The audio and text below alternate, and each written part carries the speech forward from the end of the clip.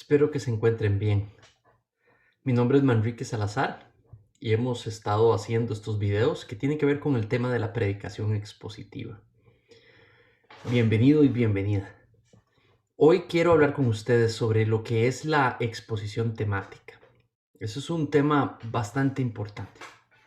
La exposición temática la presento y es la idea de este video de poder mostrar algunos tipos de predicación expositiva, algunas cosas que uno puede hacer dentro del rango de exponer un texto durante la predicación.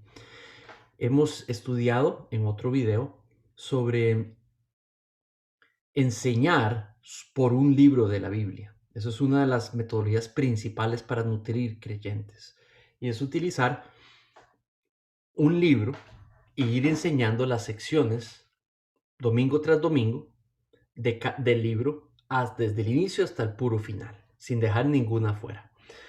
Bueno, eso es una manera y le hemos llamado enseñar por un libro de la Biblia. Ahora quiero mostrarles una segunda manera, que es la exposición temática. La exposición temática también se puede subdividir entre, ahorita la voy a definir y la voy a explicar, pero también uno puede utilizar este tipo de predicación para preparar a la audiencia para temas que la Biblia no maneja, que la Biblia no habló directamente sobre. Y también la exposición temática se puede usar para hablar sobre temas que la Biblia sí está hablando, pero en distintos lugares. Entonces, cuando hablamos de exposición temática, perdón, estamos hablando de tomar un tema que es desarrollado por un autor bíblico, pero también por otros. Estamos hablando de reconocer que varios autores bíblicos escribieron dentro de sus libros algo sobre nuestro tema. Entonces, el tema es algo que está provisto por la Biblia, número uno, pero también el tema ha sido desarrollado por la Biblia, pero también no solo por un autor, sino por varios autores bíblicos. Entonces, la exposición temática lo que busca es extraer esa información de cada autor bíblico, o al menos los textos más importantes, y tratar de hacer una exposición que sea gobernada por esas cosas que dicen los textos sobre nuestro tema. Podría formar también, hay dos maneras de practicar esto. Ya sea que en un solo sermón se conforma una idea textual formada por el tema que tratan varios textos bíblicos y el complemento de ese sermón va a estar compuesto por el complemento de cada texto bíblico. O sea, cada parte donde describe o declara algo sobre nuestro tema. Una manera gráfica de explicarles a qué nos estamos refiriendo. Bueno, tenemos tres textos sobre un tema, sobre un mismo tema X. Entonces, nuestra labor es encontrar, como hemos estudiado en este método, la PCT de cada texto, ¿verdad? Entonces, de cada texto encontramos la proposición central del texto, de cada texto. Y la primera manera, y es la que yo les recomiendo que hacer, es que en el sermón 1 predicas sobre la PCT1, o sea, sobre el primer texto que encontraste importante o el que decides. Se analizan todos los textos y se hace una priorización. Hay 25 textos, pero en realidad creo que se puede dar una buena idea de lo que la Biblia dice sobre este tema utilizando solo estos tres textos. Entonces, lo que haces es hacer una serie. Entonces, lo que uno hace es encontrar los textos bíblicos para poder componer una serie de exposición temática. Entonces, en el sermón 1 predicas el primer texto, segundo sermón, segundo texto, tercer sermón, tercer texto. Y aquí prácticamente lo que harías es dar una exposición sobre el tema, una exposición temática. Ahora, si lo que tienes es la oportunidad de tocar un tema en un solo sermón, realmente yo te recomiendo hacer el mismo análisis de los textos, escogerlo, priorizar en aquellos que son más importantes. Uno no tiene que, si tiene un solo sermón, uno no tiene que tener la obligación de tener que decirlo todo, lo que la Biblia dice sobre este tema, porque a veces no es posible y a veces no es necesario. Lo que uno debe de entregar es lo más importante, lo que sí es necesario. Entonces, escoge los textos bíblicos, recomiendo no más de 3 y de ahí extraes los complementos de cada PCT. Y entonces construyes tu único sermón basado en esos tres complementos, ¿verdad? Y lo que el sermón se trata sobre exponer, presentar, aplicar, ilustrar esos tres complementos, lo que dice cada texto sobre el tema que se escogió. Ahora, esto es importante que toquemos este tema. Exposición temática no es lo mismo que el sermón temático. La exposición, y voy a empezar a describir un poco las diferencias. El texto es quien provee el tema. La Biblia es un tema que en la Biblia se toca y por ende el sermón, la exposición temática está interesada en lo que la Biblia menciona, en lo que los temas que Dios diseñó hablar a la humanidad. Y por supuesto, más interesada en exponer lo que dijo sobre ese tema. Entonces, la proposición central de cada texto o de los textos es lo que va a gobernar el sermón o el desarrollo del sermón. En el sermón temático no necesariamente sucede eso. El sermón temático normalmente es el predicador el que provee el tema y es el predicador el que provee también la proposición central del sermón. La propuesta primaria del sermón está provista por el predicador normalmente. Ahora, sin querer ser injusto, el predicador lo que busca es dar información que tenga alguna congruencia y fidelidad bíblica, que tenga fidelidad bíblica, ¿verdad? Entonces a veces va a presentar una serie de textos, pero no como para enseñar los textos, sino que como para respaldar lo que él acaba de decir sobre el tema. Entonces allí es donde vemos la diferencia. En uno gobierna el tema del texto y lo que dice el texto. En el otro es el predicador el que gobierna la selección del material. Obviamente también sucede en alguna medida, también en la exposición temática, pero en mucho menor grado. Porque prácticamente usted está diciendo lo que los textos están diciendo, punto. Y eso es lo que gobierna y establece la estructura del sermón. No así siempre sucede en el temático. El sermón no es gobernado necesariamente por el texto. El sermón no es gobernado por la estructura del texto. Es el predicador el que establece lo que quiere decir sobre el texto. Lo que pasa es que él busca estar influenciado por la información bíblica. Eso en el mejor de los casos. Y lo que busca también es, él no se va a superditar, no va a someterse a la estructura del texto, porque tiene otros objetivos y por ende no lo hace. Muchas veces inclusive hay partes del texto, lo que no le sirve no lo dice. De un texto extrae lo que lo que él decide es importante para lo que está queriendo decir o hacer, o para el tema que está tratando eh, de el tema que está tratando de expander. Muchas veces incluye condiciones de la audiencia a tal punto que determinan lo que él dice o no dice sobre lo que está diciendo el texto. Muy bien, entonces sí hay diferencias importantes. En la exposición temática, el sermón puede ser unitextual o puede ser multitextual. Ahora, para no pasar a ser temático, sermón temático, la exposición temática se tiene que quedar con un grupo de textos manejables. Entonces yo realmente recomiendo no más de 3. Ahora tampoco, a veces pueda que se tengan que usar 4, pero de nuevo, lo que buscas es poder enseñar los textos tal y como ellos son. Entonces eso quiere decir que un texto tiene temas antes, temas después. Ese tema que está en tu sección es un subtema normalmente a la luz del tema principal de todo el libro. Entonces, si estás en un sermón donde ni siquiera si estás en un sermón donde ni siquiera puedes explicar cómo un subtema se relaciona al tema principal o a los otros, realmente estamos sacando del contexto del diseño original que el autor tenía. Entonces, cuando hacemos una exposición temática, tenemos que usar un número de textos que no me exijan tener que poder explicar el contexto literario de lo que este tema fue entregado en su contexto original, porque es parte de la revelación de Dios. Es como que a inventarte un caso para demostrarte la importancia. Es como que hables del perdón en una sección, pero no te diste cuenta que en el primer capítulo hablaba sobre el perdón ganado en la cruz. Y esa era la idea del autor. Entonces, Cuando hacemos un montón de textos, uno no tiene tiempo para referirse a todo el contexto literario dentro de cada libro. Y ahí ese es el diseño por cómo fue entregada esa sección. Y ahí es donde creo que a veces está el gran problema del sermón temático.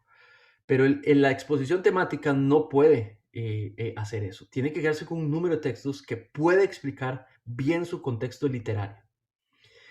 El texto es quien establece el tema, como lo hemos dicho hasta ahora. Ahora, cuando hablamos de temático, sí, también puede ser unitextual, multitextual, y muchas veces el sermón temático no usa ningún texto, porque hay ciertas situaciones que ameritan no utilizar ningún texto, especialmente si uno está en un ambiente completamente secular, donde sacar la Biblia es algo que posiblemente pierdes tu audiencia, por ejemplo. Entonces es entendible que en ciertos lugares uno pueda dar una presentación temática donde no hay la presencia de ningún texto. Eso no quiere decir que la información que se va a dar es no bíblica, ni digamos que tiene un sentido bastante bíblico, ¿verdad? Pero así es como se hacen a veces los sermones textuales. La necesidad de la audiencia es quien establece el tema normalmente. Eso es algo que tiene sus pros y sus contras, ¿verdad? Porque si la audiencia establece el tema, si el predicador establece el tema, y tal vez es un tema que simplemente la Biblia no tiene muchas declaraciones que puedan lo más directa posible aplicarse a ese tema, entonces muchas veces lo que nos encontramos es tratando nosotros de hacer una inferencia y hacer o sea, tratar de correlacionar un texto a este tema o a esto que queremos decir, que lo que terminamos haciendo es obligando el texto y hay que tener muchísimo cuidado. No estoy diciendo que todo sermón temático hace eso, pero el predicador del sermón temático tiene que tener muchísimo cuidado. Implica un esfuerzo, creo yo, sinceramente mayor que hacer una exposición temática por ese peligro latente. Muy bien, entonces, cuando hablamos de una exposición temática, se puede construir una serie de sermones unitextuales que tratan un tema bíblico o un personaje bíblico. Cuando queremos hacer un sermón biográfico, y por decirte Abraham es descrito, su carácter, sus acciones, no solamente en el Antiguo Testamento, pero también en el Nuevo. Entonces, escoges los textos que mejor sirven para dar una idea completa del carácter de Abraham, si eso es lo que quieres hablar sobre Abraham. Entonces eso te ayuda a dar un tema, ¿verdad? El carácter de Abraham, el carácter de Dios en Abraham. Entonces allí escoge los textos y esa es tu serie temática. En el sermón temático, algunos lo utilizan para manejar temas intelectuales o filosóficos. Entonces por eso es que no necesariamente se necesita exponer mucha escritura, porque se va a dar desde un punto de vista filosófico. Ahora yo, tal vez lo que veo también, tal vez lo aconsejable ahí es decidir cuándo es viable un sermón temático. Yo personalmente no lo aconsejo para utilizarlo para nutrir constantemente a los creyentes. Creo que no lo utilizaría en la iglesia de una manera constante, sino que esperaría, si es que lo uso, lo esperaría para ciertas situaciones donde uno puede eh, tal vez encontrar útil una aproximación así, pero no necesariamente la iglesia, no necesariamente es las fuentes o las oportunidades que uno tiene principales para nutrir, digamos, las personas de manera espiritual. La exposición temática se basa en la necesidad de la audiencia, pero que se puede encontrar una perspectiva bíblica que ayude a la audiencia a manejar esa necesidad. Y ahora vamos a dar un ejemplo. Realmente, como dije, lo recomiendo para nutrir la iglesia espiritualmente, incluyendo la exposición temática es súper útil para no creyentes. Claro que sí. Hay que hacerlo bien, pero definitivamente, eso creo que es un mito que se dice que la exposición temática o la predicación temática no es para no creyentes. No, y creo que no es así. Es súper útil para no creyentes. Más, es un gancho buenísimo, especialmente cuando estamos en un contexto cristianizado como el católico. Entonces, realmente, indistintamente que sigan la palabra de Dios o no, hay muchísima persona católica que respeta la Biblia y quiere saber sobre la Biblia. Entonces, exponer lo que el texto está diciendo en el contexto que lo está diciendo es algo que para muchas personas es atractivo y es tal vez un gancho. El sermón temático se puede usar para sembrar en audiencias no cristianas. útil donde la audiencia es hostil a la Biblia o apáticos a una verdad bíblica. Es como que le den a usted 20 minutos para hablar con un grupo, pero no nos saque la Biblia para nada. Entonces, ¿qué decimos? No, no voy a ir a hablar. Bueno, no, yo creo que uno puede ir a hablar y el sermón temático le permite a uno hablar de cierta manera, ya sea filosófica o cultural, que me permita dar un mensaje a las personas que es bíblico, pero no necesariamente utilizando textos específicos. Entonces, igual como pastor, yo no lo utilizo mucho, pero entiendo que muchas otras personas lo encuentran útil. Muy bien. Vamos a ir entrando un poco más a los casos para que puedan ver algunos casos, para que puedan ver ejemplos. Muy bien. Entonces, ¿qué pasa cuando, por ejemplo, surge en la audiencia, en nuestra iglesia o en nuestra audiencia, la necesidad de desarrollar una perspectiva? Bueno, en este caso es la necesidad de desarrollar un tema que la Biblia sí desarrolla. Entonces, encontramos la necesidad para nuestra audiencia de hablar de un tema que Dios sí diseñó se hablase en la Biblia. Entonces, lo primero que hacemos es buscar los textos cuyo tema es el que estamos hablando y que lo desarrollan. En la Biblia a veces hay temas que son mencionados en algunas secciones. Algunos de esos textos sí son importantes, algunos no. Por ejemplo, cuando Pablo habla de algunas listas y enlista cosas, las listas son muy importantes, dicen información, aunque uno no crea. ¿Por qué? Porque si encuentras el título de esa lista, ¿cuál sería si disiernes? Porque no está ahí. Pero si tú puedes discernir cuál es el título de la lista, ese título te dice algo sobre los temas que están componiendo la lista, como por ejemplo las obras de la carne y viene la lista de Pablo. Entonces ahí claramente estás diciendo algo sobre tu tema, ¿verdad? Que es una obra de la carne. Pero Pablo posiblemente no necesariamente lo mencionó ahí a la par de la lista. Tal vez tuviste que discernirlo en otros versos que estaban alrededor.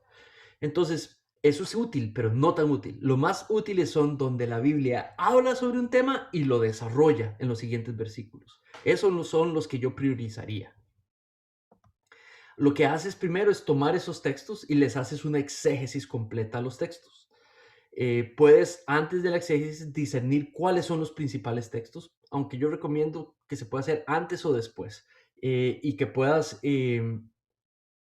escoger los textos, hacer una lista corta para ir a hacer una exégesis completa cada uno. Una vez que haces esto, puedes discernir qué está diciendo cada texto. Le extraes el PCT, la proposición central de cada texto.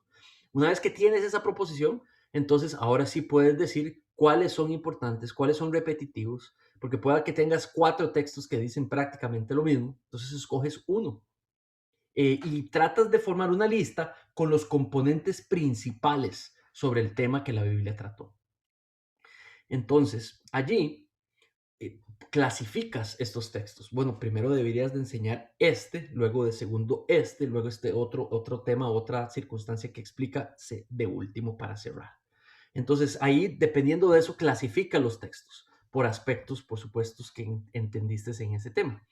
El conflicto, por ejemplo, los pleitos de la iglesia, digamos, sabiendo que hay varios textos en el Nuevo Testamento que desarrollan el tema del conflicto cuando hay división y problemas en la iglesia.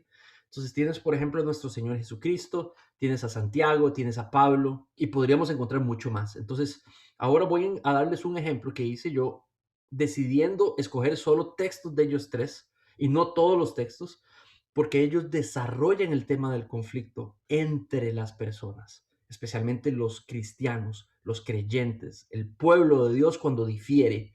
Entonces, y luego desarrollan el tema. Buscamos balance entre testamentos, buscamos balance entre autores, buscamos un balance en toda la Biblia. En el ejemplo que yo te voy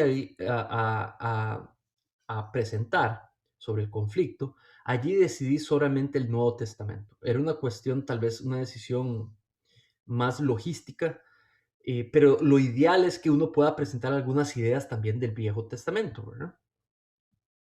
Establecemos la cantidad prudente de sermones para exponer cada uno de los textos, ¿verdad? Eso es lo que llamamos exposición temática con unitextuales, con sermones unitextuales, solo un texto por sermón. Este es el ejemplo que te daba. Entonces, lo que me di cuenta específicamente es que el tema del conflicto en el Nuevo Testamento es principalmente desarrollado por nuestro Señor Jesucristo, por Santiago y por Pablo. Hay otros que lo susurran o lo mencionan. Decidí que no tenía, prefiero quedarme por bloques completos, porque hay información, bastante sección de Santiago, de algunas epístolas de Pablo, y por supuesto en Mateo, donde sí es expansivo la información sobre conflicto. Entonces decidí utilizar, y de allí hice una exégesis de todos los textos que eran necesarios. Me di cuenta que algunos no los iba a tomar en cuenta, y decidí escoger esta lista. Decidí empezar por nuestro Señor Jesucristo, luego por Santiago y por último con los de Pablo. Si no me equivoco, así fue como lo hice. Entonces, ahora, lo que me di cuenta es que de todas las PCT estaban compuestas primariamente por principios dados por nuestro Señor Jesucristo para desarrollar prácticas a la hora de manejar el conflicto. Hay un principio teológico que él entregaba, que le justificaba para actuar de cierta manera en la circunstancia del conflicto. Entonces, donde vi que eso era algo común en todos los textos, entonces dije, aquí el tema es principios sobre el conflicto. Entonces, por eso es que no era simplemente la palabra conflicto, sino más bien es principio teológico para manejar el conflicto. Eso es lo que me di cuenta que nuestro Señor Jesucristo mostraba.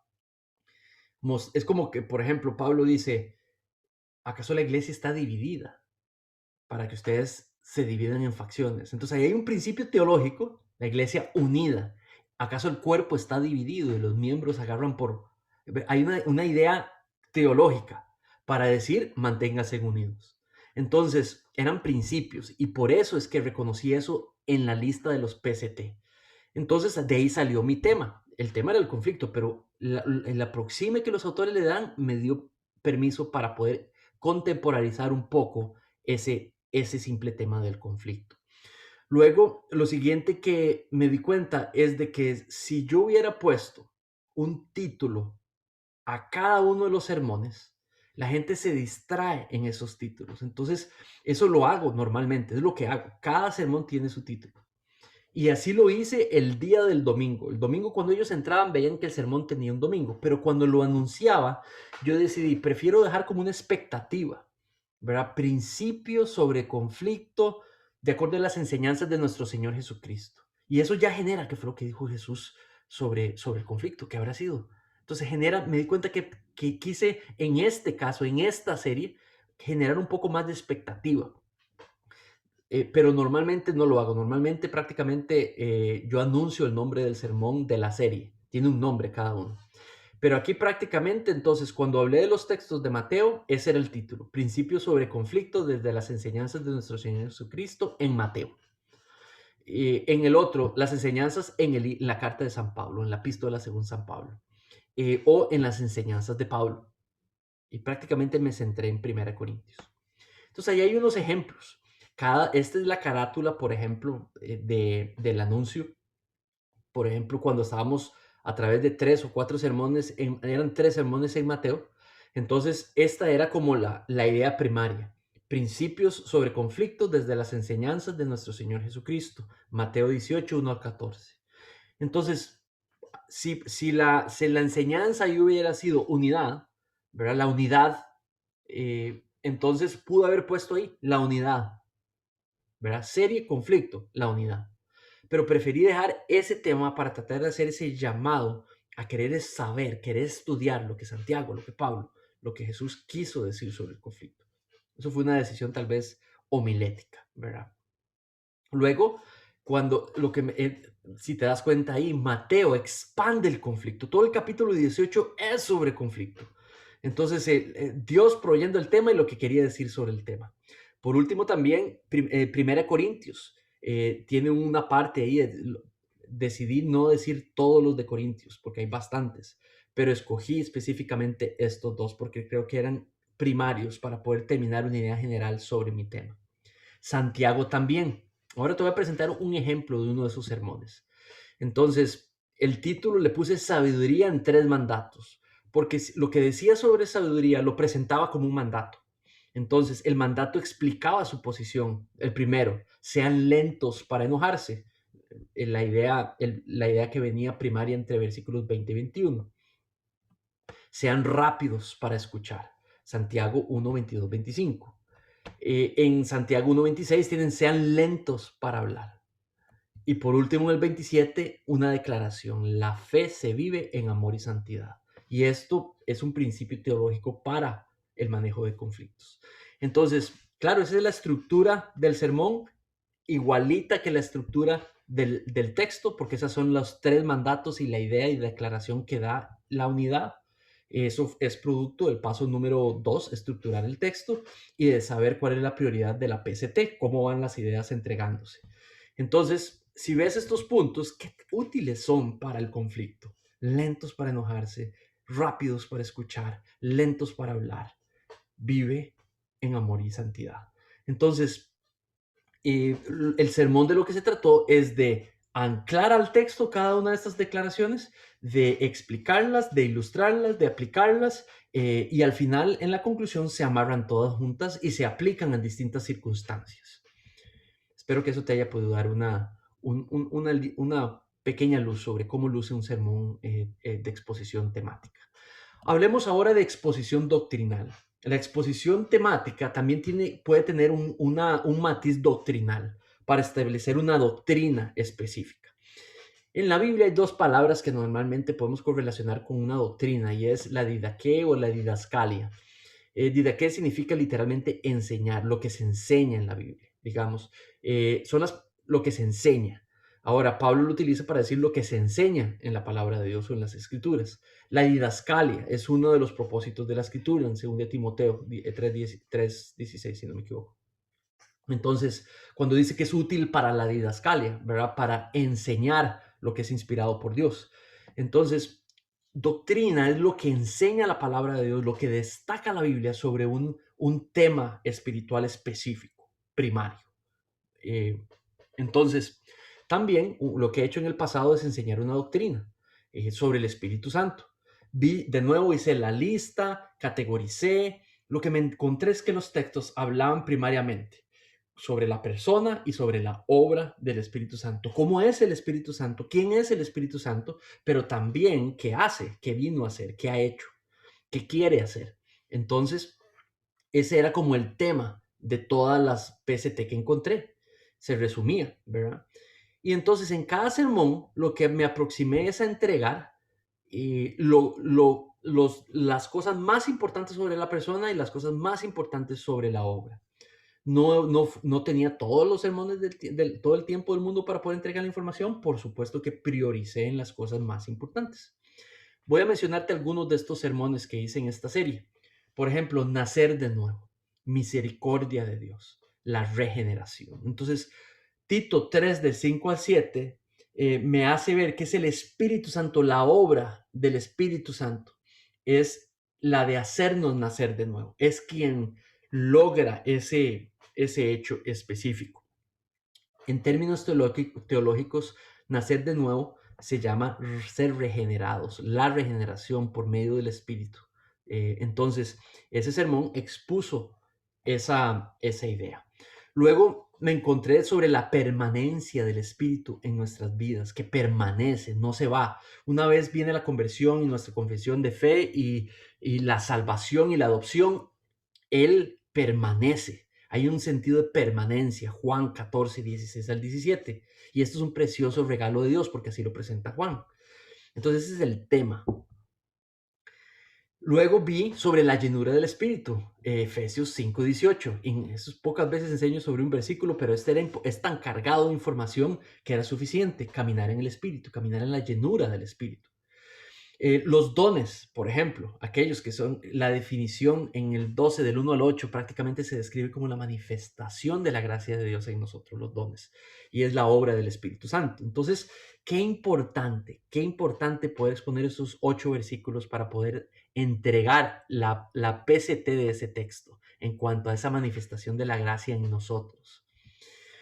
Luego, en otro sermón, encontré un pasaje para ir explicando aquellos sermones, perdón, aquellos dones que fueron usados para fundar la iglesia, para fundar la primera iglesia. Entonces el apostolado y utilizar un pasaje donde está describiendo ese don de apostolado en algunos de los apóstoles. También el don de profecía en algunos profetas y poder explicar cómo se manifiesta el Espíritu Santo por medio de esos profetas que fueron utilizados para fundar la iglesia. Luego el don de señales, prodigios, milagros y otros dones. Entonces también en 1 Corintios 12, del 1 al 11, ¿para qué? ¿Cómo fueron, digamos, entregados? Por último, dones para edificar su iglesia. Aquellos que están dados hoy para la iglesia y que están activos para poder ir edificando y madurando la palabra, la iglesia de Dios. Ahí omití el texto, pero ahí había un unitexto o tal vez dos textos como máximo. Dones para otros textos y posible, si no me equivoco, en el primer sermón utilicé 3 textos, en el segundo 2 textos para mostrar los dones que edifican la iglesia y que están activos hoy. Esta es otra serie que formé sobre la adoración. Quería enseñar sobre la adoración. Entonces escogí los textos, discerní cuáles eran principales, vi cómo ordenarlos, tomé decisiones de orden. Entonces empecé por Juan 4, 22, 24, que hay una adoración que es agradable a Dios y hay una adoración que no es agradable a Dios. El tema que discerní en toda la unidad de los textos es que adorar bien sí importa, y así le llamé a la serie. Eso era lo que todos los textos, los autores bíblicos mostraban. Dios se ha revelado en la manera en la que quiere ser revelado. No se le debe ocurrir al ser humano cómo quiero adorar a Dios. No, Dios ya reveló cómo quiere ser adorado. Por lo tanto, sí importa adorar bien. Entonces, por eso es la serie. El primer tema que desarrollo es que hay una adoración que es agradable al Señor. Y por supuesto hay otra que no es agradable. Entonces vamos a hablar de cuál es la agradable. Y así es como lo aproxima el PCT o la proposición central del texto de Juan 4, 22, 24. Luego en otro texto, en Judas 24, 25, encontré que la verdadera adoración hace a Dios como el objeto de su adoración. Entonces eso es primario. Entonces Judas 24, 25. Luego me encontré un pasaje donde se está hablando de la adoración familiar. Eso es otro aspecto importante que empieza desde las familias, Juan 12, 1 al 8. Luego me di cuenta que la vida diaria también es un aspecto importantísimo en la adoración del creyente. Entonces, Deuteronomio 10, 12 al 13. De nuevo, esto fue parte del producto de hacer esa lista, de hacer ese análisis que es necesario. También se puede percibir el matrimonio como una manera de adorar a Dios en Efesios 5, 21 al 27. Ahí, esto es un ejemplo de un sermón, de ese sermón específico, para que puedan ver las proposiciones, para que vean que es parte de esto. No es que obligué el texto a que hable sobre adoración, es que realmente la manera en la que se trata el esposo y la esposa muestran su adoración a Dios porque reflejan a Dios. Entonces, la manera de adorar a Dios es reflejar a Dios en el manera del trato entre cónyuges, adorándole mediante un compromiso con los demás, mediante matrimonios que reflejan la relación entre Cristo con su iglesia en su relación. Ahí están cada uno de los puntos de la sección. Por medio de una sujeción mutua, el amor y la entrega en esa relación. Muy bien. Entonces allí es lo que hice y hago a veces, es tomar esos pasajes y los uno en una sola declaración. Adorándole, esto es un solo texto en este caso, pero lo presento como una frase. Adorar, no como punto 1, punto 2, punto 3, sino que digo la frase al inicio, luego la voy entregando por partes. Cada parte de la frase se vuelve un punto en mi sermón. Lo aplico, lo ilustro, cada una de las partes de la frase, y luego al final la uno toda la frase. Entonces la frase completa era: adorándole mediante un compromiso con los demás, mediante matrimonios que reflejen la relación de Cristo con su iglesia en su relación, por medio de la sujeción, el amor y la entrega en ella. ¿De dónde sale esta frase? La primera de los primeros versículos, la segunda de los siguientes, la tercera de los últimos, y luego los junto en una frase. Luego comparo con el texto para saber que está siendo fiel al texto. Me di cuenta que Pablo veía su soltería, su decisión de estar tal como el estado en el que lo encontró la salvación como una manera de adorar a Dios. Y eso es lo que veo en 1 Corintios 7, 17, 34. Entonces la soltería es una manera de adorar a Dios. Le adoramos al verla como digna de seguir experimentándola. Eso es lo que prácticamente está enseñando Pablo en esos primeros versículos. Luego, como una condición que es beneficiosa, que algo que es de Dios para nosotros. Porque desde la perspectiva de lo que es verdaderamente importante, ¿verdad? Y por último, aprovecharla para servirle y agradarle al Señor. Una manera de predicar esto es por puntos. Otra manera es esos puntos tratar de componerlos entre una oración compuesta para ir entregando pedazos de la oración. Y eso es lo que estoy mostrando aquí. Otras maneras que a uno se le ocurre como para hacer más flexible, digamos, el sistema de predicación expositiva. Traer un poco de frescura. Pero también a veces predico por puntos. El trabajo, el retiro, también como adoración, Efesios 6, 5 al 9. Entonces, por ejemplo, habla de mediante relaciones de respeto, practicadas con sinceridad, con devoción al Señor y voluntariamente, practicadas sin aparentar como siervos de Cristo que hacen su voluntad de corazón. Por último, practicadas sabiéndose recompensados. Por último, practicadas sin amenazar, pero como sin amenazas, pero como iguales frente a Dios. Por último, también Colosenses habla sobre la adoración de la iglesia en el culto, en las reuniones de los cristianos. ¿Verdad? La enseñanza también es una manera, Colosenses 3:16, la manera de enseñar en la iglesia es una manera de adorar a Dios. La manera en la que nosotros venimos y le pedimos a nuestros pastores que nos prediquen, es una manera de adorar a Dios. Y es que nos prediquen la palabra, que nos enseñen la palabra, no que nos digan opiniones o perspectivas mundanas, no, que nos diga lo que la Biblia dice, enséñanos la Biblia. Eso es una manera en la que Dios le gusta ser adorado, mediante la predicación, creo yo, que expone los textos y los temas y lo que dicen los textos. No tanto lo que el predicador quiere decir o desea decir o piensa que debe decir. Muy bien. Cantos en la iglesia es una de un montón que hemos visto maneras de adorar a Dios. Y eso quería yo contárselo a mi iglesia, a nuestra iglesia, familia de fe. Entonces allí, Colosenses 3:16, no, los cantos es una manera, pero el canto también, no todo canto. ¿Cuál es la manera en la que Dios reveló? Los cantos deben de adorarle. Y eso era una excelente. Por ejemplo, allí te muestro este sermón con las ideas. Este ya está entregado como por puntos, es diferente, pero es parecido. Entonces, haciendo abundar la palabra de Dios en nosotros y entre nosotros. En su sabiduría enseñarnos los unos a los otros. Entonces, la palabra, la predicación que está los cantos que están cargados de palabra de Dios, pero también al enseñarnos los unos a los otros, al exhortarnos los unos a los otros, al cantarnos, exhortarnos con salmos, con himnos, con canciones espirituales. Es interesantísimo que no utiliza sermones ahí en ese versículo 16, pero son los cantos los que exhortan, son los cantos los que nos enseñan, son los cantos los que... Entonces, creo yo que aquí, una de las ideas principales que enseñaba es que un canto, la letra, debiera de ser el mejor sermón del mundo, que exponga la carne de la escritura, ¿verdad? Entonces, con gratitud cantar de todo corazón, ¿verdad? Es una manera de adorar dentro de varias. Por último, me encontré en 12 y 15 como la unidad en la iglesia, como perseverar en la unidad, proteger la unidad, es una manera de adorar a Dios.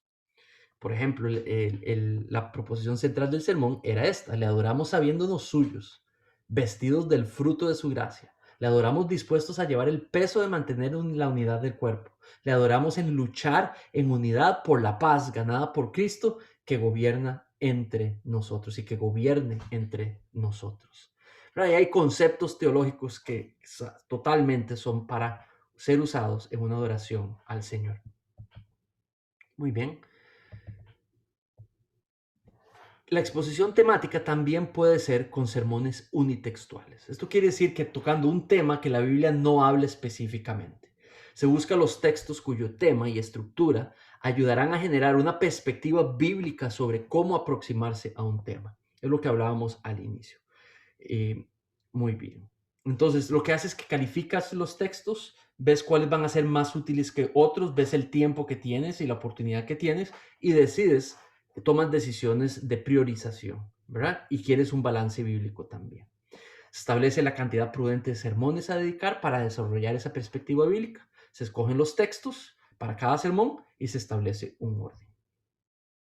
Se hace, por supuesto, hay que hacer una exégesis completa de cada texto y ver cuál es la utilidad después del exégesis, no antes, ¿verdad? Si vas a priorizar, necesitas saber qué es lo que el texto está diciendo después de una buena exégesis.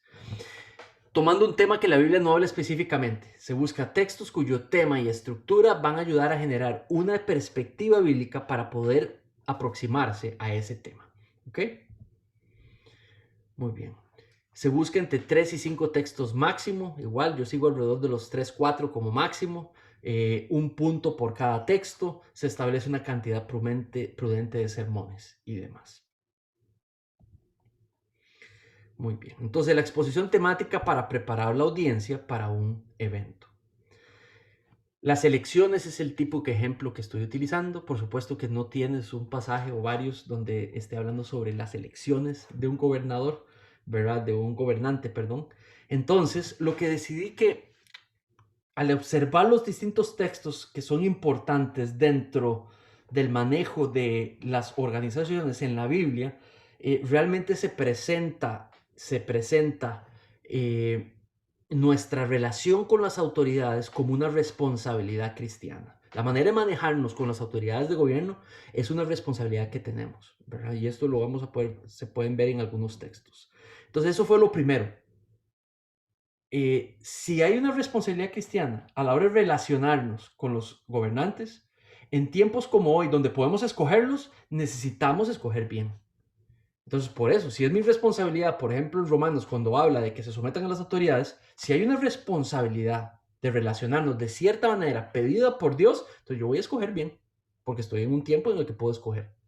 Entonces, lo primero que es importante es entender en la Biblia, porque sí hay pasajes que hablan de esto, de una relación entre la iglesia y las autoridades que no son de la iglesia, ¿verdad? Las autoridades del lugar donde la iglesia está. Hay una relación, ¿verdad?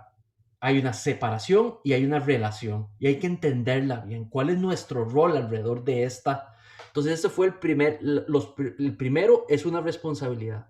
Número dos, empieza por conocer el rol del Estado y de la iglesia. Y aquí presenté, creo que fueron 2 o 3 pasajes que hablan sobre el rol entre la iglesia y el gobierno, practicando sus deberes individuales en una sociedad democrática. Entonces, una perspectiva bíblica, utilicé unos 2 o 3 pasajes para dar a entender de que sí es un deber individual nuestro a la hora de vivir en una sociedad democrática, de cómo escoger líderes, ¿verdad?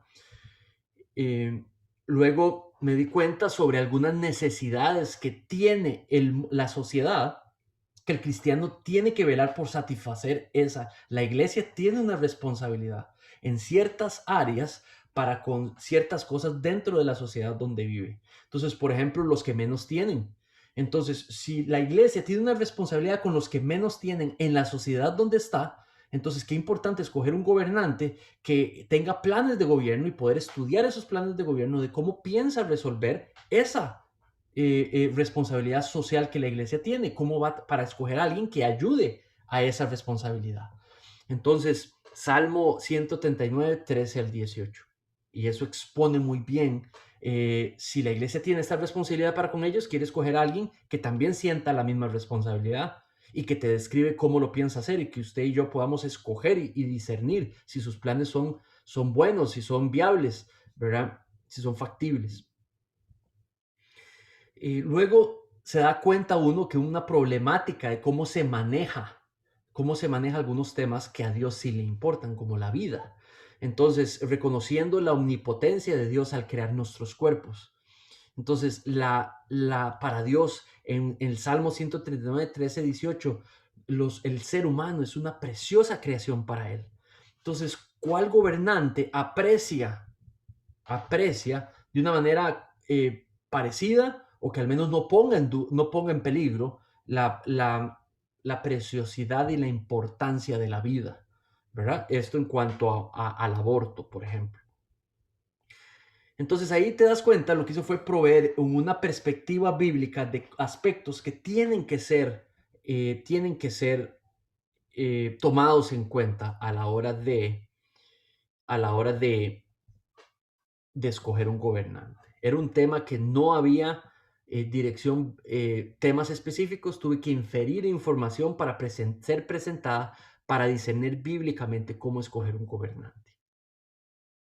Aquí hay algunas, no lo voy a tocar en esta lección, pero aquí hay unas ideas a la hora de poder evaluar el sermón de uno. Entonces, allí lo dejo para que ustedes puedan pausar este video y leer allí algunas cosas que son importantes a estudiar.